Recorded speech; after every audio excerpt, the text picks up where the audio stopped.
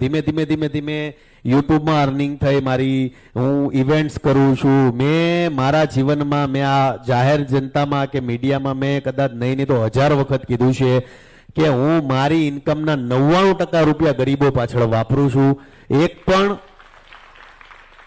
પણ રૂપિયો હું ઘરે નથી લઈ જતો. હું એવું માનું છું કે ભાઈ તમે સમાજમાંથી કમાવ છો તો સમાજને પાછું દેવામાં શું વાંધો છે. મેં મારા જીવનમાં કોઈ ફંડ ફાળા નથી કર્યા, કોઈ પાસે માંગણી નથી કરી. હા, કોઈ વ્યક્તિને એવું લાગે છે કે ભાઈ તમે આ સારા કાર્ય કરો છો, એમાં અમારે તમારી યાર સહભાગી થવું છે કે અમારે 2-5 રૂપિયા મદદ કરવી છે, તો મેં ક્યારેય કોઈ વ્યક્તિને ના નથી પાડી. પણ મારા જીવનની અંદર મારો એક દાખલો એવો નહીં હોય કે મેં કોઈને એમ કીધું કે મને તમે 2 પૈસાની મદદ કરો કે અમારી આ સંસ્થા છે કે અમને ફંડ ફાળા આપો.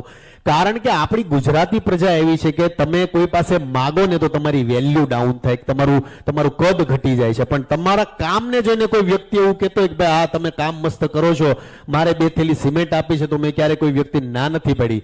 પણ મારા જીવનની અંદર હું જે કમાઉં છું 99% રૂપિયા છે ગરીબોના, એ ગરીબો પાછળ વાપરું છું. જેટલા ઘર છે, જ્યારે જાઉં છું મારા બેંક એકાઉન્ટની અંદર, અત્યારે કાલે મેં મારું બેંક એકાઉન્ટ ચેક કર્યું, 534 રૂપિયા હતા. રોનકભાઈ, કેટલા?